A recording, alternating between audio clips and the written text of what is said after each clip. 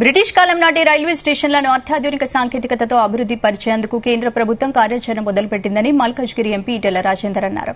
Medchal railway స్టేషన్లో జరుగుతున్న RUB పనులను పరిశీలించి రైల్వే అధికారులతో సమీక్ష సమావేశం నిర్వహించారు. కేంద్ర ప్రభుత్వం తెలంగాణ రాష్టంలో 2000 కోట్లతో రైల్వే స్టేషన్లో అభివృద్ది చేపట్టడం జరిగిందని, సికింద్రాబాద్, కాచిగూడ, చెర్లపల్లి రైల్వే స్టేషన్లను విమానాశ్రయాలను తలపించే విధంగా అభివృద్ది పనులు జరుగుతున్నాయని ఈటెల తెలిపారు.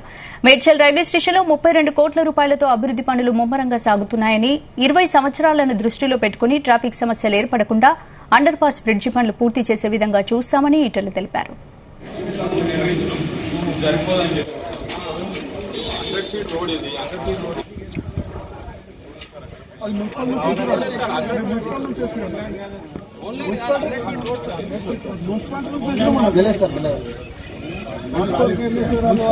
బొల్లారం, సికింద్రాబాద్, మేడ్చల్ లాంటి స్టేషన్లు ఇప్పుడు బ్రిటిష్ కాలంలో ఉన్నటువంటి ఫెసిలిటీస్ కొనసాగుతూ వచ్చినాయి.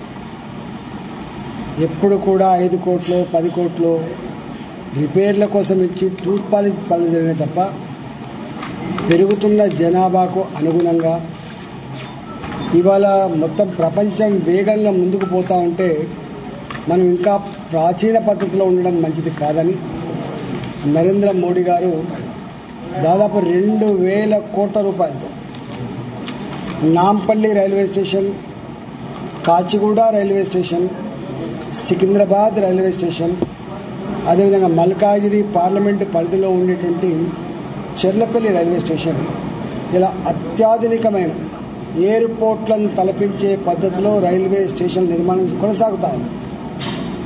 ఇవాళ ఈ మేడ్చల్లో కూడా 32 కోట్ల రూపాయలతో అధునాతనమైనటువంటి రైల్వే స్టేషన్ నిర్మాణం జరుగుతూ ఉంది.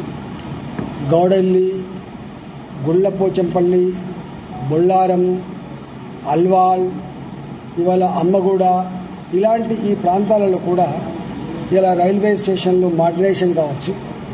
అదేవిధంగా ఎంఎంటీఎస్ రైళ్లు వచ్చిన తర్వాత అక్కడక్కడ ప్రజలు మాకు రైల్వే స్టేషన్లు కావాలి, మేము 4 కిలోమీటర్లు 5 కిలోమీటర్లు పోయేటువంటి ఆస్కారం ఉండదు కాబట్టి సిటీలలో పెద్ద పెద్ద నగరాలలో ఇవాళ మెట్రో రైళ్ల